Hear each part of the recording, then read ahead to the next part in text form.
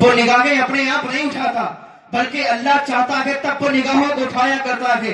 اللہ جب چاہتا ہے تب وہ قدموں کو اٹھایا کرتا ہے۔ اللہ جب چاہتا ہے تب وہ زبان کو کھولا کرتا ہے۔ اور نگاہوں کو کیسے اٹھاتا ہے؟ جب نگاہیں اٹھتی ہے تو تقدیریں بدل دیا کرتا ہے۔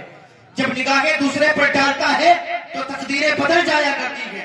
آؤ میں آپ کو ایک ایسی بڑی بارگاہ میں لے چلتا ہوں، خواجہ بابا فرید الدین گنج شکر رحمت اللہ علیہ کی بارگاہ میں۔ بابا فرید الدین جب پیر تلاش کرنے کے لیے نکلے تو کوئی پیر نظر نہیں آیا۔ بغداد کی گلیوں میں کسی نے بتایا کہ بغداد کی گلیوں میں چلے جاؤ، بغداد کی سرزمین پر ایک ایسا اللہ والا ہے، ایک ایسا پیر ہے، ایک ایسا ولی ہے جس کو شہاب الدین سہروردی کے نام سے جانا جاتا ہے، جس کے بارے میں غوث پاک فرماتے ہیں کہ اس دور میں وہ ولی تھے کہ اس دور میں اتنا بڑا کوئی زمین پر ولی ہی پیدا نہیں ہوا۔ شہاب الدین سہروردی کا نام بہت اعلیٰ نام ہے اور بہت اللہ کے قریب اور بہت ہی برگزیدہ بندے ہیں اور بہت ہی پائے کے ولی ہیں۔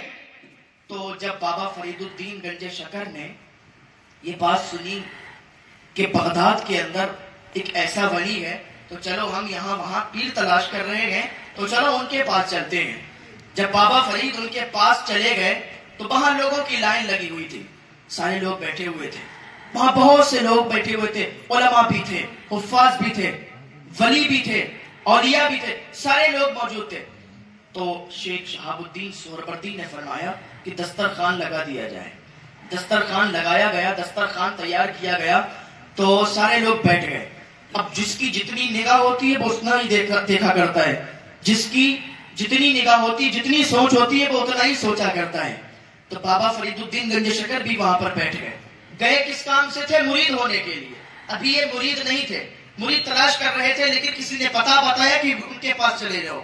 ان کے پاس گئے، دسترخوان لگایا گیا، کنیز آئی، ہاتھ دھلوانے لگی، سارے لوگوں نے ہاتھ دھل لیے۔ سارے لوگ جب ہاتھ دھل چکے تھے تو بابا فرید الدین گنج شکر کے پاس بھی کنیز آئی اور کنیز نے آ کے ہاتھ دھلنا شروع کیے۔ بابا فرید نے جب ہاتھ دھلنا شروع کیے، ہاتھ دھلنے لگے تو ایک ٹب تھا، اس ٹب کے اندر ہاتھ دھل رہے تھے تو بابا فرید کی نظر اس کی پیشانی پر پڑی۔ جب اس کی پیشانی پر پڑی تو ادھر ہی دیکھنے لگے۔ اب جس کی جتنی نگاہ ہوتی ہے وہ اتنا ہی سوچا کرتا ہے۔ اب ان میں سے بعض لوگ سوچنے لگے کہ دیکھو تو آیا کتنی بڑی بارگاہ میں ہے، یہ کتنے بڑے بلی کی بارگاہ میں آیا ہے اور انہی کی بارگاہ کی کنیز کو دیکھتا ہے اور دیکھتا بھی جا رہا ہے، یہاں تک کہ پانی ختم ہونے لگا اور پانی اس ٹب سے گرنے لگا۔ تو دوسرے نے کہا دیکھو پانی بھی ختم ہو گیا، یہ دو جرم کر رہا ہے، ایک تو پانی کو برباد کر رہا ہے، دوسرا یہ اس عورت کو دیکھ رہا ہے، اس عورت کی طرف اس کی نظریں ہیں۔ کوئی بات نہیں، پانی ختم ہو گیا، بابا فرید دسترخوان پر بیٹھ گئے، سارے لوگ بیٹھے ہوئے تھے، کھانا کھانے کے لیے بیٹھے تو بابا فرید کھانے کے لیے لقمہ منہ میں رکھتے ہیں تو اس پوچھنے والے نے پوچھ دیا، ان کا نام تھا مسعود، کہنے لگے مسعود تجھے پتا نہیں کتنی بڑی بارگاہ ہے اور کتنا بڑا ولی ہے، اس کے ولی میں دیکھ ولیوں کی لائن لگی ہے، تو یہاں آ کے اس کے بارگاہ کی کنیز کو دیکھتا ہے، اپنی آنکھوں کو اس کی آنکھوں میں جماتا ہے۔